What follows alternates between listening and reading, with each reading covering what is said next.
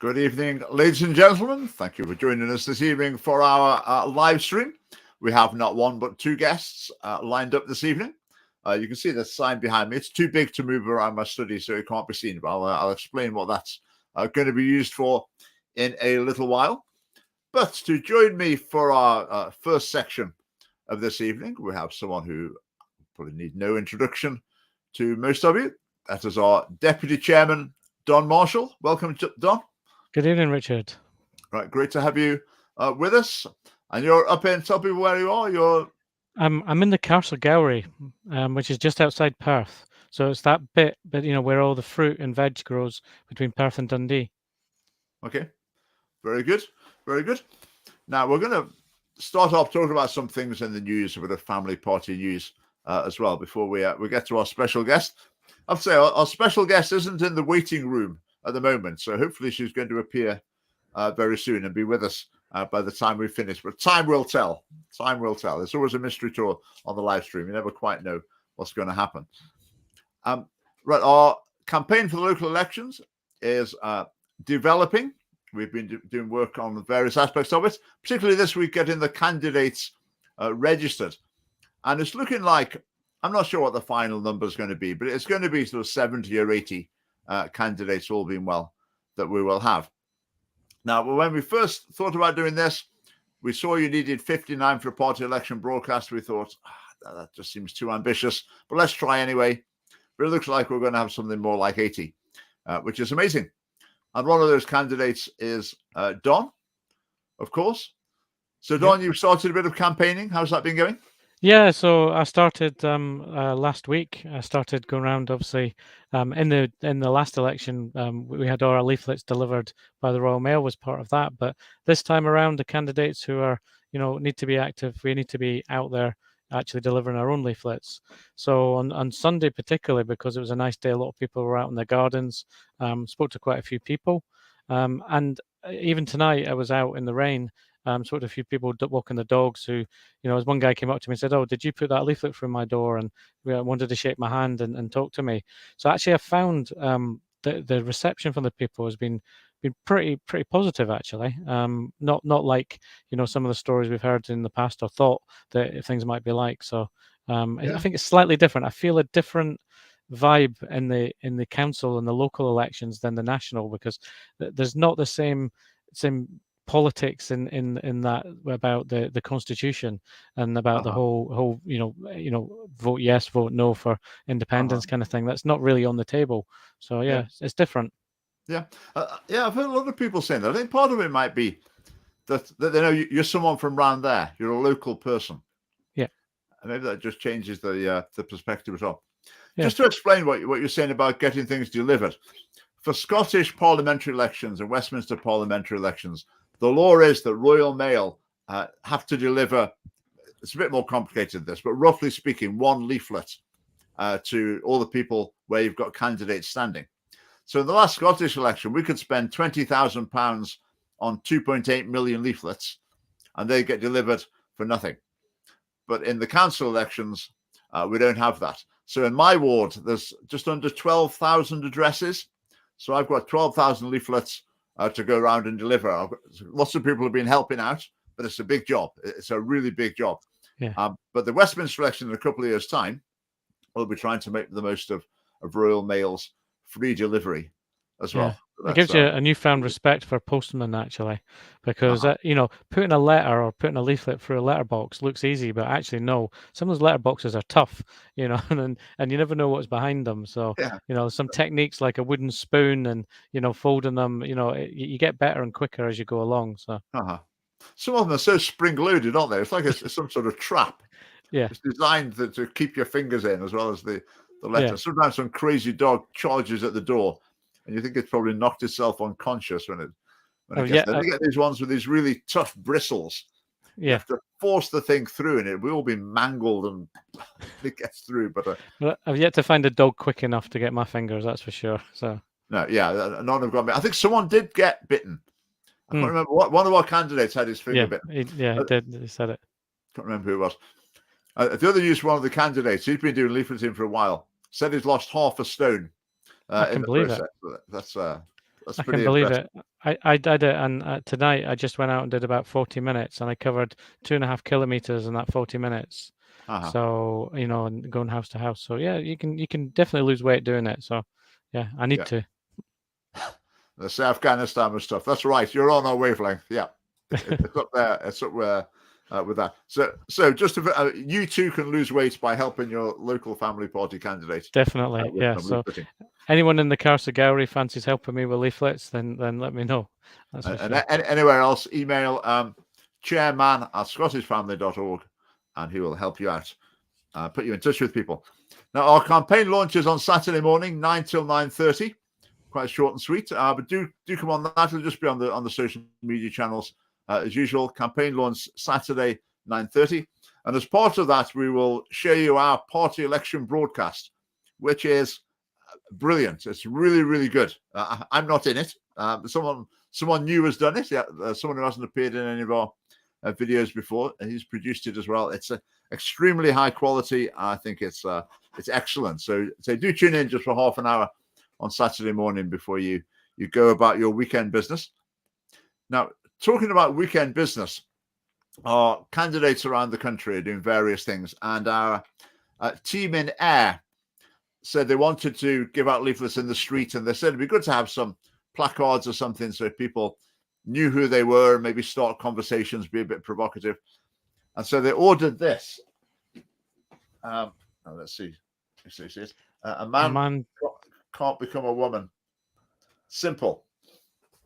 So the plan there is to have that. We'll maybe fasten it to a lamppost or something. Give out our "Can a Man Become a Woman" leaflet and get chatting to people. So that's going to be interesting. We'll see what happens with that. There'll be all sorts of reactions. I think a lot of those reactions will be, "Oh, that's really great that someone's speaking some common sense." But that's something that was their idea, and different people in different parts of the country will have their own ideas of things to try.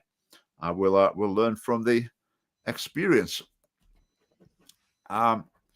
Something else we're going to have as well is one of the live streams in a few weeks. We're going to have a Meet the Candidates evening, where might have, I don't know, 15 or 20 of the candidates will come on, and we'll have a quick chat with them, and they could introduce themselves, talk about some of their issues, some of their experiences. Yeah, we did that at the Scottish elections last year, and it went down quite well. It was quite good to meet all the different people. There's a few personalities within the crowd, that's for sure. Yeah.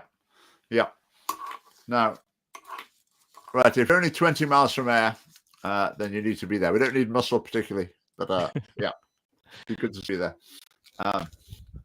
Right, Bruce is our what's the word? Challenging friend. Not particularly inspiring, but I think if you're going to put something on, if you want to start conversations in the street, we think that's an easy conversation to start. It's something a lot of people are concerned about and have got strong views about. So hopefully will be a good way to connect with them. It's a controversial topic that needs to be discussed. So, you know, that's certainly going to get people discussing, because not everyone will agree with that statement. So, yeah. Now, talking of which, the last time I was up in Dundee for a meeting, it was an excellent meeting. It was really good, wasn't it? It had a great turnout.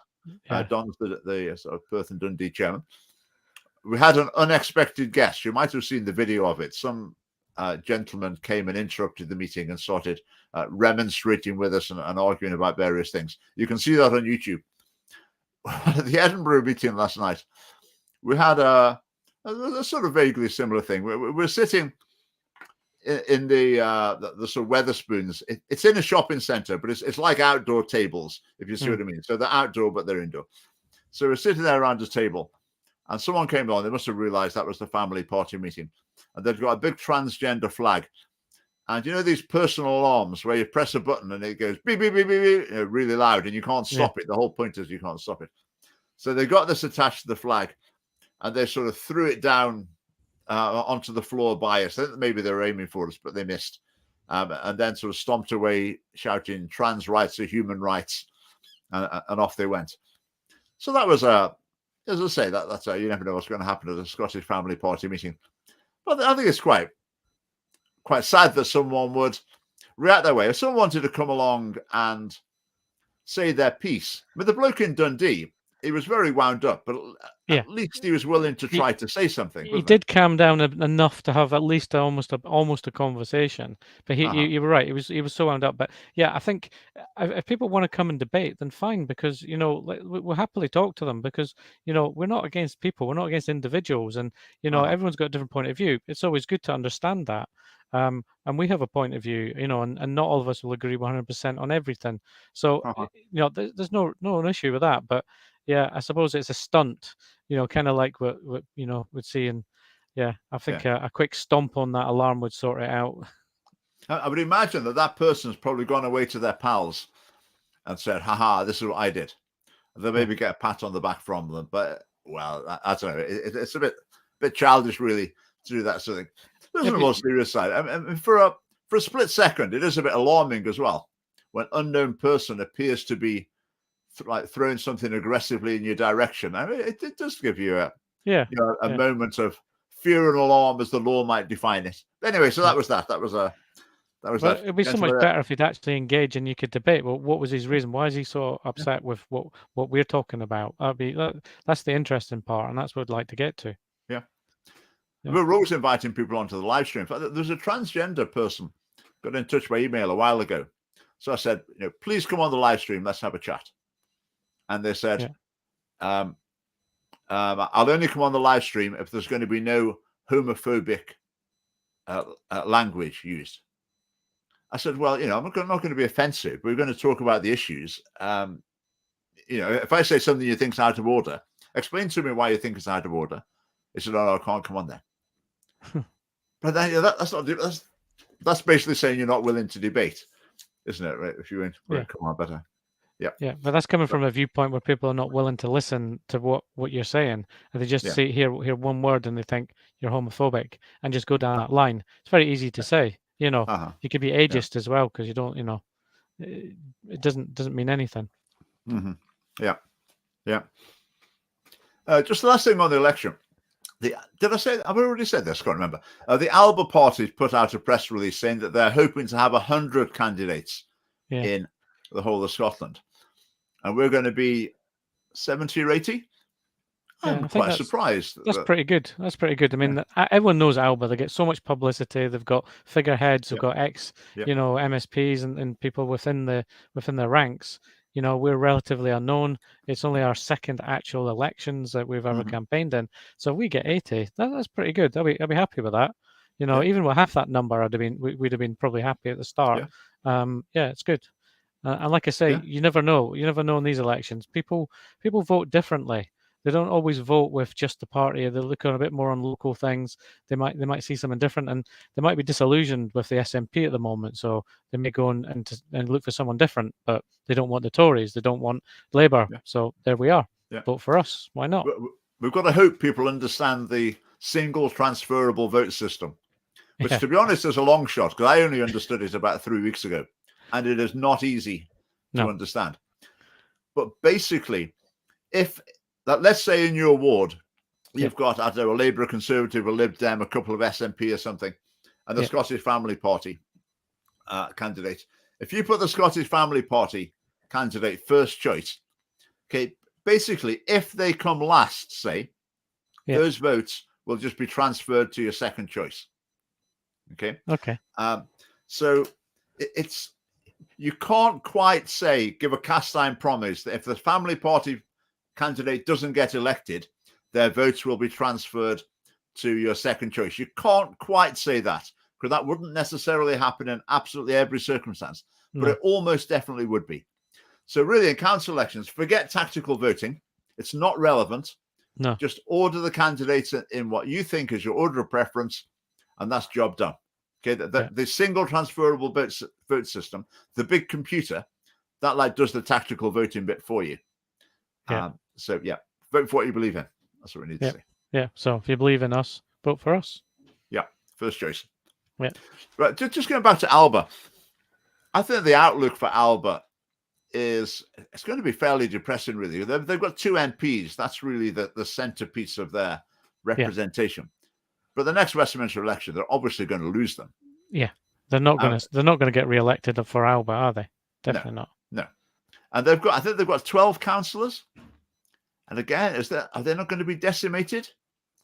I mean, maybe there might be one or two who's a very popular local figure that might manage to scrape home, but in general, so I think the outlook for the Alba party is going to be quite discouraging for them. There's a family party, but we basically we see a political league table. There's 5 parties in the parliament, then there's Alba, then there's us. Then behind us are a whole load of parties that we got at least 3 times as many votes as any of them in the last election. Yeah. So what we're trying to do is home in on Alba. So we want to get to the point where the Scottish Family Party is the biggest party that's not in the Parliament, as a prelude to be a party that isn't the smallest party that is in the Parliament, maybe. So Alba are in our sights. And what you said, Don's absolutely right about the media. Yeah. I mean, I think, I mean, we don't have the coverage from the media, but actually today I noticed that the BBC did mention us in their Scottish summary, and we had a couple of lines, which is actually the first time that they've probably put us in there, because it's shown that we are the alternative to do that, and it's good to actually see. But we need more of that. People just need to hear about us and understand what we stand for. And I think building on the last election, our aim is, in 4 years' time, 5 years' time for the Scottish elections. But between now and then, if we keep building with the momentum, that's eminently doable. I think the Westminster one, if we aim to get the candidates that we're looking to do, then we could be that number 5, and then the following year or just after in the Scottish elections, we could be the smallest party in the Parliament. I mean, that's our goal, and that's where we're aiming for. I think it's doable. I think beating Alba in the Westminster elections, I think that's a very realistic target. Yeah. And if we beat Alba in an election, then the current media policy of like Alba, I mean, they don't get anything like this coverage of the SFP, but they get a lot of coverage. Yeah. But that's not going to stick anymore if we beat them in the Westminster election. Just to say about the Westminster election, we're going to need 59 candidates, which with the people power and the enthusiasm and commitment to the Scottish Family Party supporters already, we could do. I mean, by the time we've had another 2 years of growth, I mean, we'll be in a very strong position. The challenge is going to be the money for that one. And I think now at this point in time, it might be a stretch too far. But in 2 years, in that time between now and then, I think it'll be a walk in the park. I think we'll have the funding and we'll have the people. Now we're getting the people, and we'll get better candidates. We'll get more and more better people coming forward. The more they get to know us. So, I mean, with candidates at the moment, if someone's willing to put their name on the ballot paper, then that's a really good contribution to the Scottish Family Party, and we're happy to do that. Then there's other people who are very much want to be campaigning candidates. So for the Westminster elections, we want to have, more and more candidates who are going to be on the front foot campaigning, wanting to represent the party publicly. The Scottish, it might be interesting to know, the Scottish election last year, we spent about £30,000 on the campaign. For the Westminster election, the sort of bare minimum is going to be £60,000. But, let's see. I think that's our target. And experience is that we hit all our targets. This is where we need a donate button down here, where you can come and donate to us. But you can on the website. If you're not a member, do join. It's interesting. Some people are very, very supportive of the family party, but it sort of hasn't crossed the mind to actually join. So you can join as a member. You can also become a regular donor if you don't want to be a member of a party. So in some professions, you might be asked, are you a member of a political party? So you can be a regular donor without being a member. So you can still say you're not a member of a party if you want to do that. Right. Just so you know, there's still no sign of our special guest in the waiting room, but we've got lots of things to discuss here. I've got a few news things from this week. So let's have a look at some of these. Let's see. The SFP debates a criminal face. Obviously, you're exaggerating for humorous effect. But on the other hand, I do keep saying Scotland is the debate desert. So many of our policies, they contrast with a really mainstream view that's held by a huge number of people. But can you get one of them to come and defend it? Argue the case, very, very difficult. Yeah. Right. Let's see what we've got here. There we are. Now, I made a video a couple of weeks ago, a sort of light-hearted video, but it was making a serious point, talking about cat-gendered people, because there are such people, and seeing the way it might develop in the future, how people will be talking about how the law needs to deal with it and what provision needs to be made before them, whereas the family party line would be, just don't think it's a helpful idea at all. And then lo and behold, can you read that? That's quite small, isn't it? Maybe I'll make it just full screen for a minute. Small, yeah. So it's saying escalating number of kids self-identify as cats in my practice. This is a clinical psychotherapist in Canada. So escalating numbers of children are coming to see a clinical psychotherapist with the issue that they identify as a cat. And that was a report in the Daily Mail. So I say, no sooner do I make the video than a report that is really happening with young people. It really is happening. I was thinking in election time, sometimes the media or people, they try and catch out your candidates to see if they believe anything a bit wacky or a bit weird.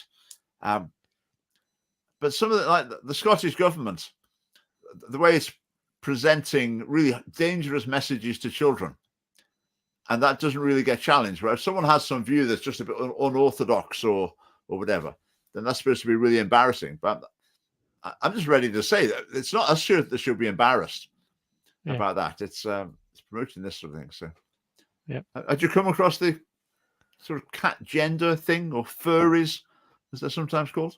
No, I haven't, but it really doesn't surprise me at the moment. I think the way that it's going, and I mean, we talk about the recent poll, the what do you call it, the census. The recent census. The questions on there were, quite. It was bizarre, really. It was so easy to identify as whatever you wanted to. As well. And I saw obviously the post we did with, obviously we'd asked some questions about, my 2-year-old wants to, I think it might be a boy, not a girl kind of thing. And they're saying, yeah, that's fine. Put him down as a boy or a girl. It's just dangerous. And I think there's a time and a place that, if someone, whether an adult, wants to make a decision to do something, we shouldn't be standing in their way, but you shouldn't be putting ideas in children's heads that just don't need to be there. I think that's the thing. And a lot of parents will agree with that. Not many will come up and stand and say it publicly because of the way that the situation is now. If you speak up about things, you get called all sorts of foul. You're against trans, against sex change. You're not, just because you voice some concern. So yeah. There's a few things on that topic actually, that news things I've got here. So let me. Right, does that move to the next one? Yeah. Right, okay. I'll read this one out. This is Nathan Sparling, who is a drag artist, and he was, I think he has some connection with Mary Black. But he worked for an SNP MP as an aide. Yeah. And he's now being prosecuted for sort of sexual offences. And when he left working as an aide to an SNP MP, during which time he was also, there are articles about, how open-minded the SNP was, having this drag queen working for them. He then walked straight into the top job at HIV Scotland, which I would imagine would be a very well-paid job. And to be honest, quite a cushy number, because it's not like running a business where you have to meet targets and, do your job well or it all falls to bits. I mean, you just get money from the government, really, whether you do anything or not. So we walked from that, say, into this really comfortable, well-paid job, and now it's turned out that this is the sort of things he was up to. It's just one more story of that type. There seems to be quite a lot of stories of people connected and in the SNP quite high up, but there's just too many for it to be normal. I mean, people are showing these kind of things as normal, but for most people in the street, that's not normal. That's not normal behavior. No. So I think there's a culture within the SNP that you're really scoring a point. If your assistant, if your researcher is a drag queen on a Saturday night, then that's a real positive. That's presenting the right message. just say apologies for my technical presentation. I need to work out how to get these the right size. But so that's what obviously I'm doing wrong. I need to go out as Doris on a Friday night, don't I? Yeah. That will solve it. So I think there is this network within the SFP. I say I wouldn't want to exaggerate it, but I've made videos about this. But there is this this network, definitely, and time and time again. I mean, to me, it's no surprise that someone with those values has got issues about their their sexual behavior, sexual activity. That just doesn't surprise me at all. But the SFP doesn't seem to learn. So that was just that little update on that one. Right, let's see what we've got next. So this was Boris Johnson asked if he believes trans women are women, and a spokesman answered for him. So I'll read this out. People have the ability to change their legal sex and how that's recorded. We want, and how that's recorded, we want on people when, is that me or does that not make sense? That doesn't make sense. No, carry on. That's what it says. Okay. We want on people, when people want to make the transition in their lives, they should be treated with the maximum possible generosity and respect. And we have systems in this country that allow it to be done for a long time, and we should be very proud of it. But obviously, he made the point about the importance of the basic facts of biology. Yeah. I just think that it's just total muddle. Yeah. Apart from the fact that some of the grammar's wrong or whatever. No, but he's saying that the basic fact there is you can change your legal sex, but your basic biology can't be changed, and that's what Boris said, and that's what he's actually confirming, which is all that a lot of people get vilified for saying that. But it's still this. I remember Patrick Harvey once. Someone said to him, is a trans woman a woman? And he said, yes. He said, and that's just not my view. That's not just my view. He said, that's the law. And he's right.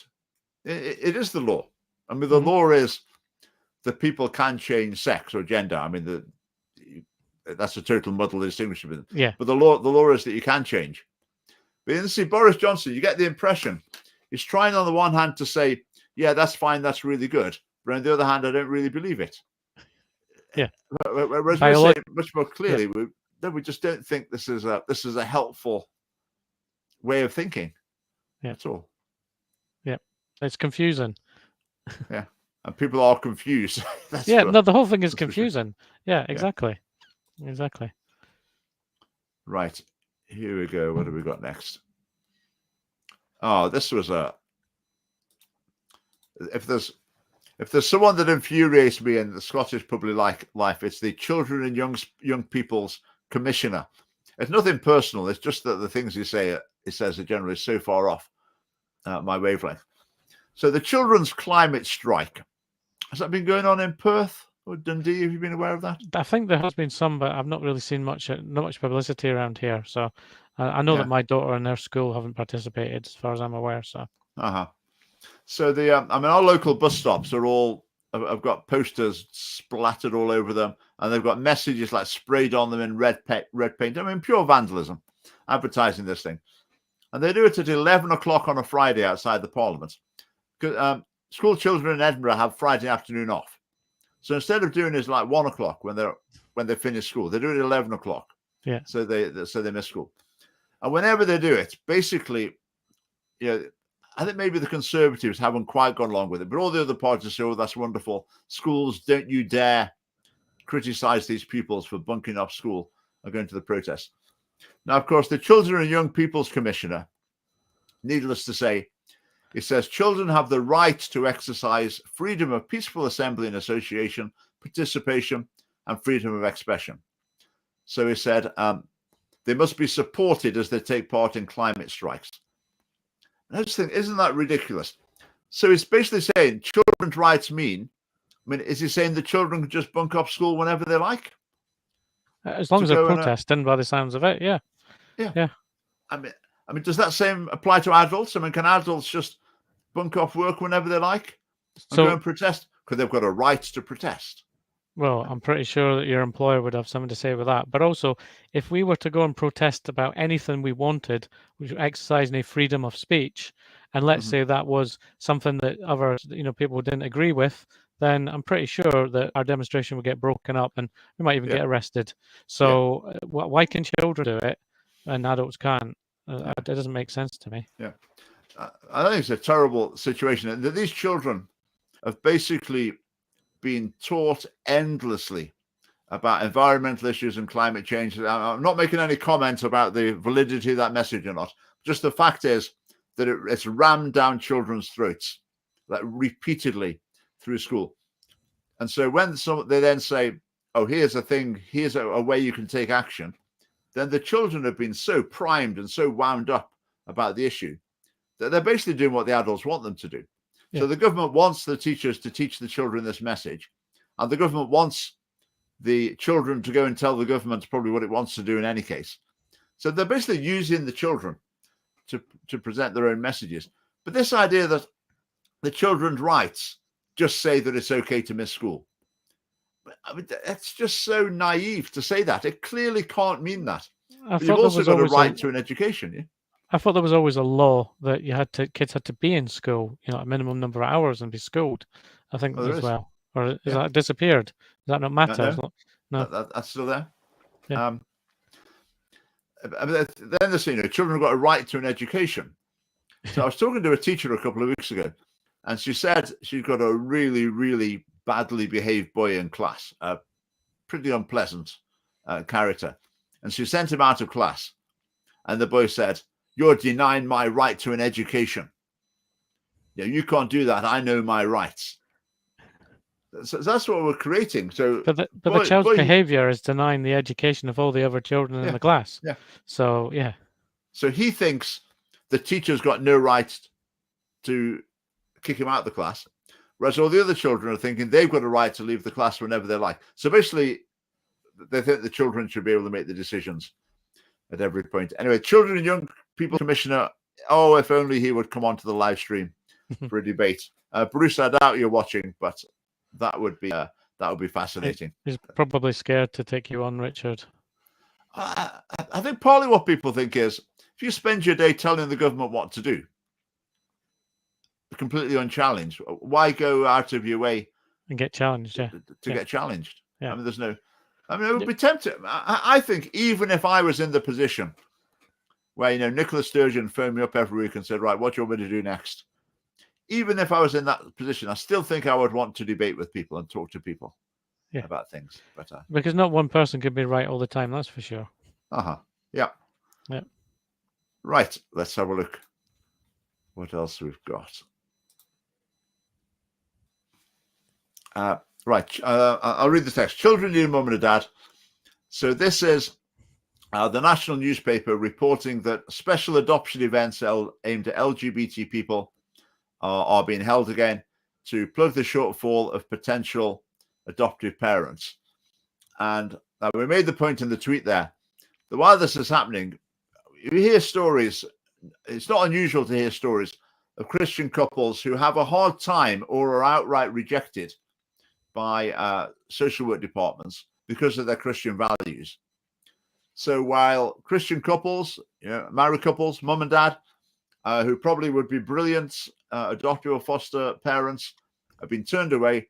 Meanwhile, they're having special campaigns to attract LGBT people into fostering and adoption.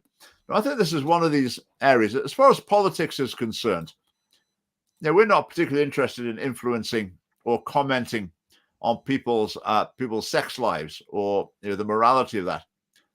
When it comes to children, then I think we are very definitely interested. And children ideally need a mum and a dad. But people who believe that are probably going to be rejected. Fostering agencies that believe that have been shut down. The ones who said, no, a mum and a dad is ideal, the government shut them down. And instead, they're deliberately trying to find foster and adoptive homes that don't have a mother and a father figure. Yeah, I mean, it's stable relationship is one of the characteristics, and the most stable relationship is a heterosexual marriage. So one of those. I think it's just a different direction. I can't see why, a couple who are in a stable, Christian, good traditional values family can be rejected for adopting a child, because that's the ideal, and it's the ideal. It doesn't mean it's the only family, and that's the problem. When we say something like ideally a mother and a father, people run and say that means you hate every other type of family, and that's not the case. The other families do exist, but it's what's ideal, and therefore they should be promoted because of that. So they're not doing this for what's best for children. It's not that they've sat down with a pile of research and statistics and said, what we found is children do really badly when they're with people with, for example, Orthodox Catholic faith. Those children do badly. The ones who do really well are the ones where it's two gay men or whatever. It's not that the children are not at the forefront of the decision making.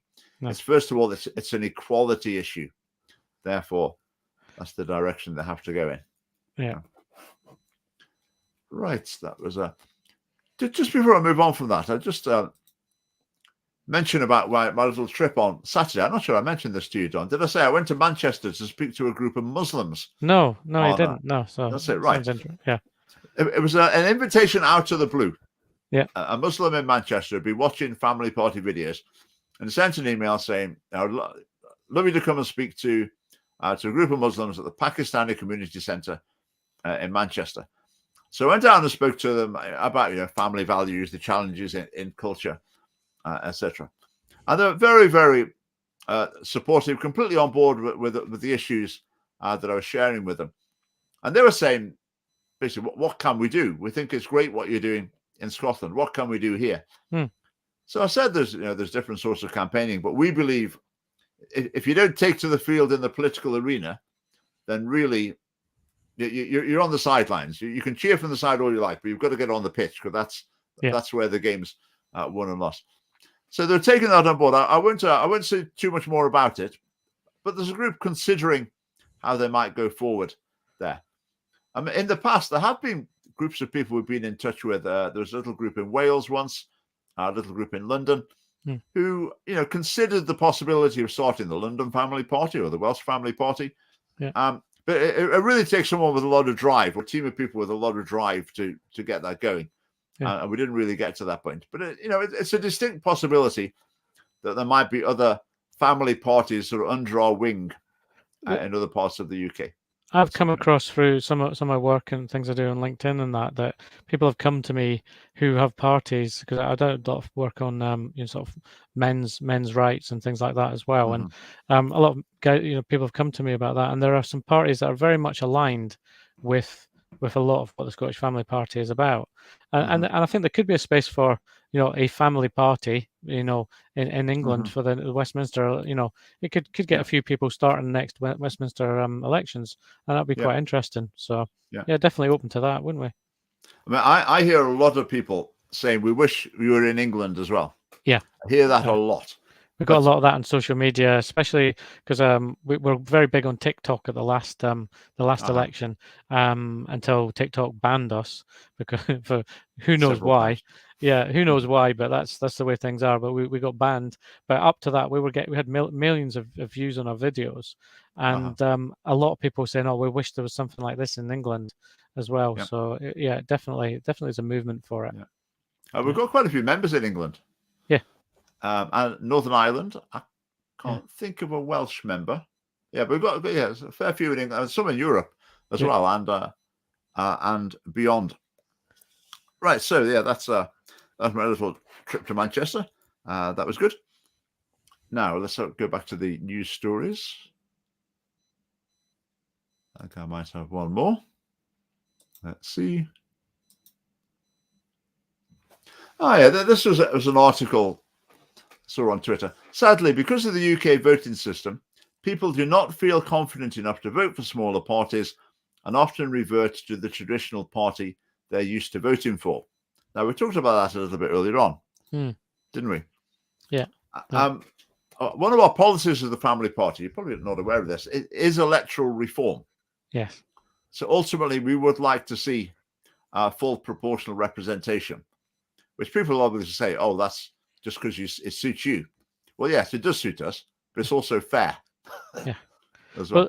The thing with that is, and the prime example is that when West Germany was formed after the war, and when the democratic, process was put in place, they formed it with proportional representation because it was deemed to be the best way of getting a fair representative way, and the best way not to get another Nazi party or equivalent that would dominate and do it.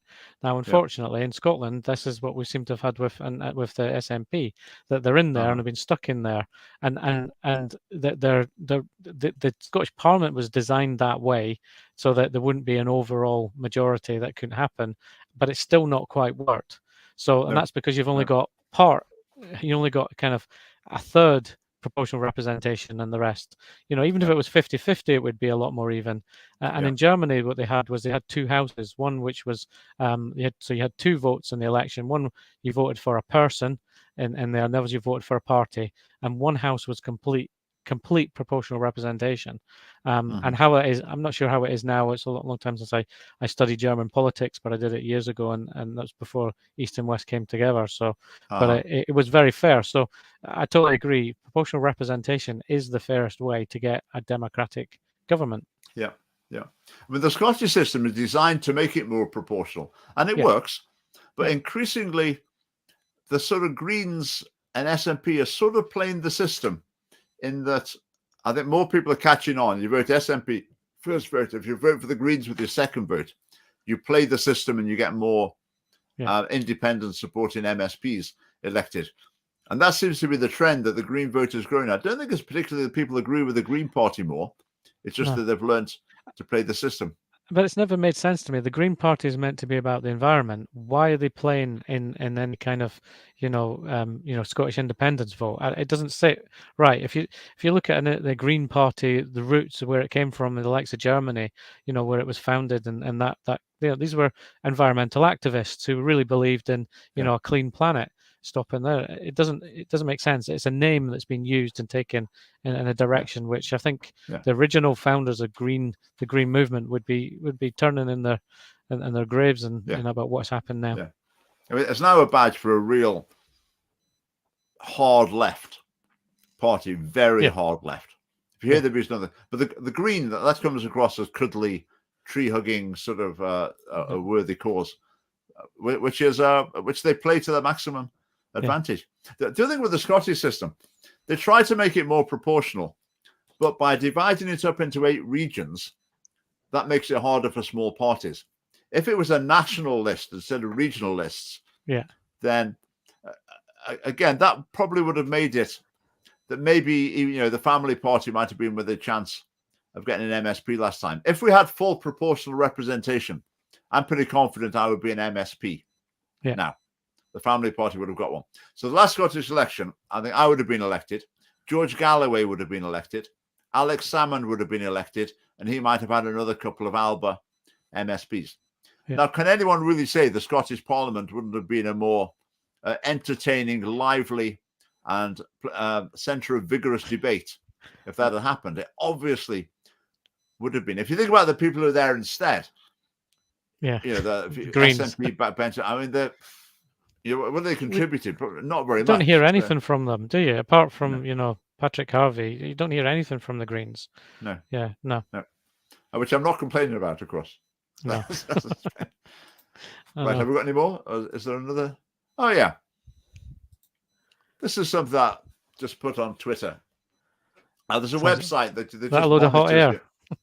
The amount of the proportion of the UK's energy generated by wind. And it was exceptionally still for a couple of weeks. It might have changed now. So it was routinely saying the amount of UK's electricity generated by wind was 2%. And it's such a bit of a reality check, because in Scotland, the SNP make it sound like, the vast majority of our energy is from renewable sources. They often say something like 98% of our energy, electricity generation is renewable. But it's really misleading, because they generate a lot from non-renewables, And a lot of the renewable stuff they sell to other countries, and they're also importing electricity from other countries. So it's nothing like that clear. Yeah. So the percentage that is generated from renewable sources is nowhere near 97%. And I think the danger is, I think energy security, electricity supply security is a very important issue. And as soon as there's power cuts, that will immediately become the number one issue in the nation. People will be very happy to, oh yeah, we like this policy and the green agenda or whatever. But the moment there's power cuts, as I say, that will all go out the window. And the number one priority will be, I'm going to vote for whoever gets the electricity working properly again. And I think we're getting close to the stage. They're really running it close to the wire in terms of that's pretty sort of poor. stability of supply. Considering all those fields of turbines popping all up over a beautiful landscape, that's pretty poor. The interesting thing is this whole, the SNP built their independence whole manifesto a number of years back on having the oil revenue, and now they try to cut that all out. But at this actual point in time in the world where oil, what would we not be better drilling and taking our own oil from the North Sea and transporting it a few miles than it is buying in from Saudi Arabia or even still Russia, and some of these places that we've been buying from, when we've got it on our doorstep, but this is where the influence of the Greens comes in, and it means that we're going in a completely strange direction. Yeah, but at the moment, gas is imported from America. Yeah, into Grangemouth, I understand.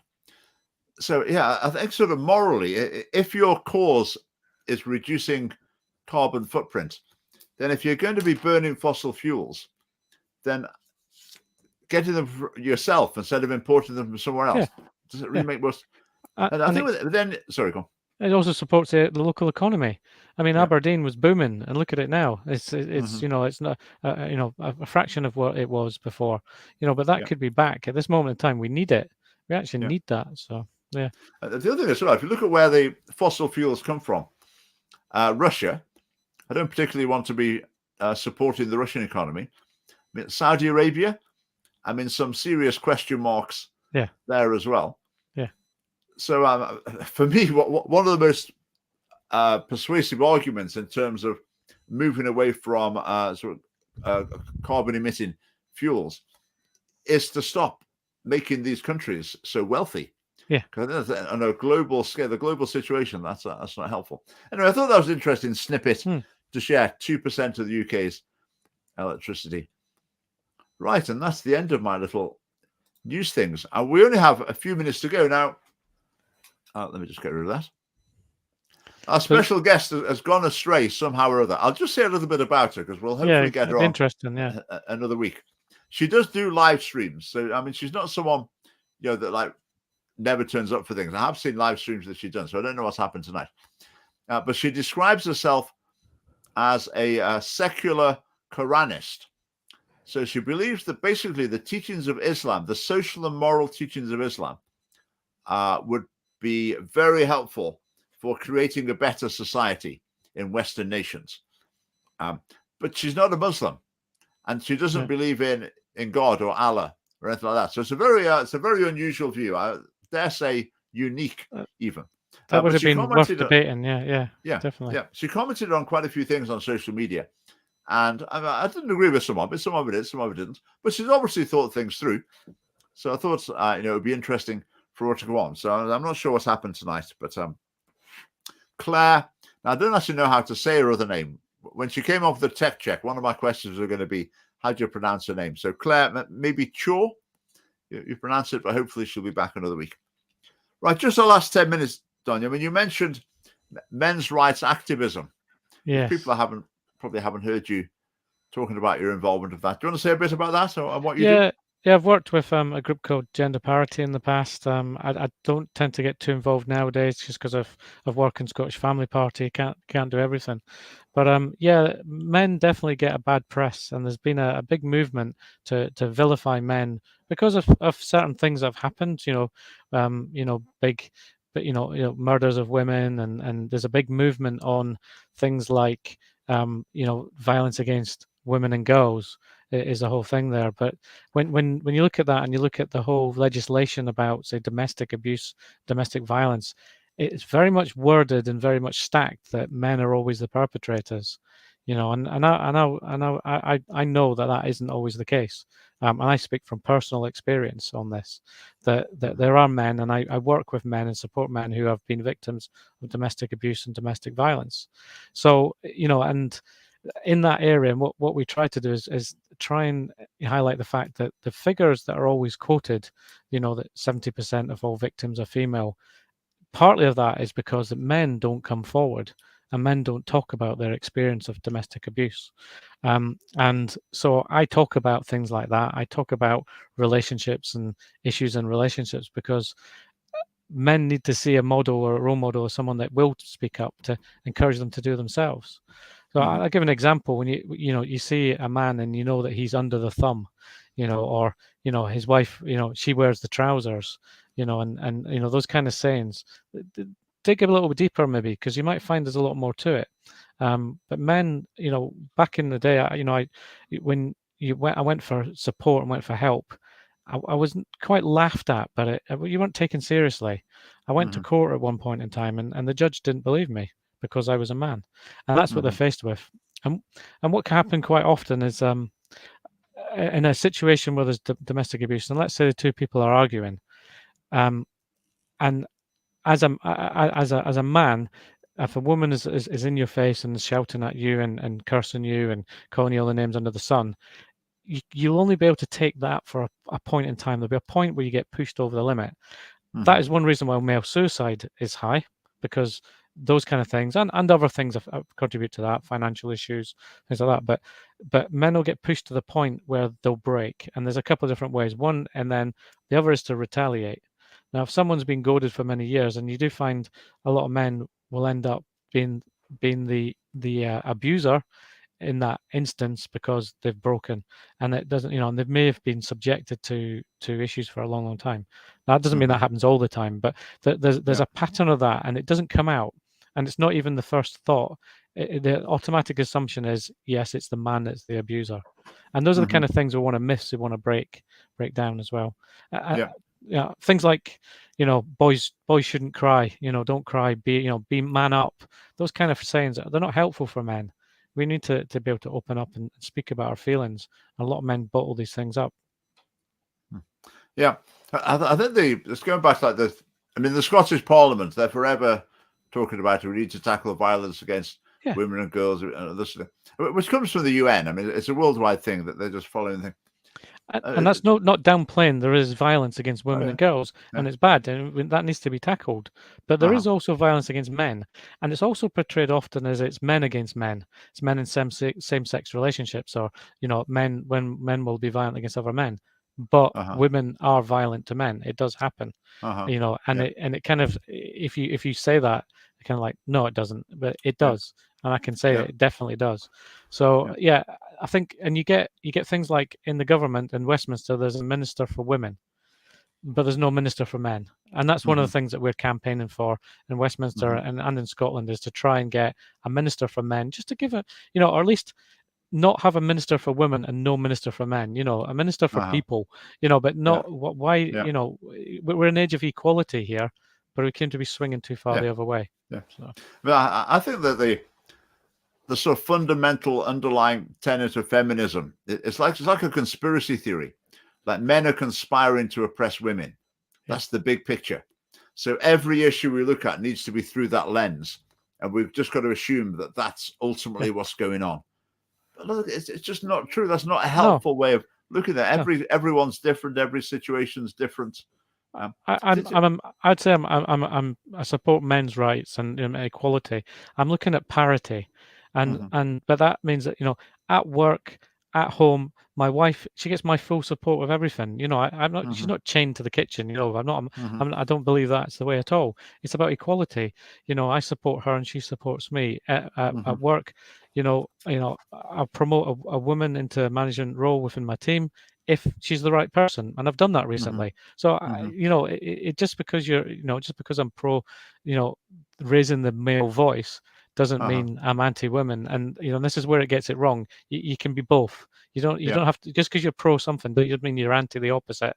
And that also gets labelled at the Scottish Family Party all the time, because if we say, and I'll give a real example on that, if we say we're against the corrupting sex education and the content, people interpret that to be we're against sex education. No, we're against age inappropriate. We want appropriate sex education, and that's where people say if you're not one, you must be the opposite, and that's not right. Yeah. Just pick up on this. Blazing Stars, I don't remember seeing that name before. Exactly. Anyway, welcome. Yeah, 100%. It doesn't have to be physical abuse. Yeah, absolutely. Yeah. And the thing I was going to say about that, let's just leave that up. I sometimes, this thing at the Oscars where whatever his name was, Will Smith, went and smacked that fella. I think you'd make a good G.I. Jane, yourself there. Right. I know, wrong way. No, that's the wrong way as well. Right. How do I do it? That way, right? Over here. You got me. I sometimes think, though, that we do have this idea that someone can be as provocative as they like, but it's the person who snaps and loses their temper and gets physical. That's exactly what I'm talking about. Yeah. That's absolutely 100% the problem. Now I can see the benefits of that culture, because you want people to think, right, I cannot cross that line. Doesn't matter what someone says. It doesn't matter what happens. You cannot cross that line. Mm-hmm. And you're definitely going to do everything you can to avoid doing that. But on the other hand, human nature doesn't really work like that. If you watch a film, if someone has been really obnoxious and abusive and whatever, and someone thumps them one, then the people in the cinema don't go, "Oh, they shouldn't have thumped him. That was really bad." Yeah, it's like, wait, that's natural justice. That's exactly what they deserve. And I sometimes think that with the police. The police must have to deal with some of the most appallingly arrogant and obnoxious and provocative people. And those people know full well that if they can just provoke that police officer to even put a word wrong, let alone sort of lash out, that they've won. And there'd be no sympathy. So I think that's a tricky one. It's a tricky issue to know what to do with. I mean, there was a case with a teacher in Dundee a few years ago. And from what I remember of it, there was a boy who was being really, really, really appalling. And eventually this teacher had enough. And he took him by the collar and held him against the wall and told him what for. And I think the boy was sort of, and he quietened down and went away with his tail between his legs. And again, if that was in a film, like the whole cinema full would be saying, "Wow, well done, that taught him a lesson." When it happens for him, that teacher's career would have been finished. Yeah. And the boy probably. Yeah. But that's exactly what I'm talking about. A guy being goaded by a woman, in a relationship and then snapping. That's what would happen. They're the one. And I would say there were times when I was there and I saw myself in a one of those helicopter experiences from a third person view. Just going, that's it. Just.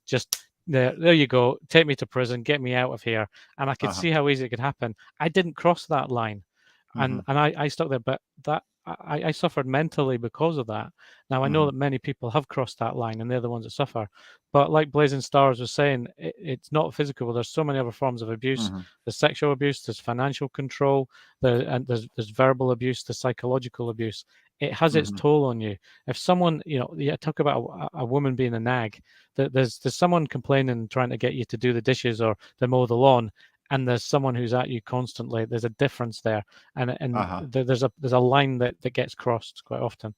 So, and it happens the other way. I'm not saying it's just all the one way, but it's always portrayed that it's men against women, and it's quite often the other way around as well.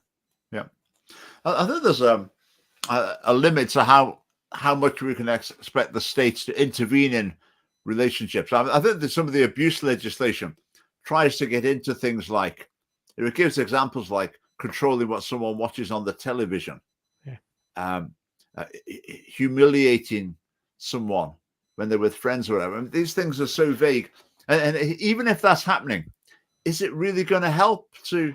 They're the sort of things that to take their husband or wife to court. I mean, that's just. I mean, the relationship's over, isn't it? Really? People they're the sort of things that get listed in a divorce petition. Actually, having experience in that, when you divide for divorce, it's things like that which actually are not really that bad, but together you just kind of think, but they do get listed like that, and they can be.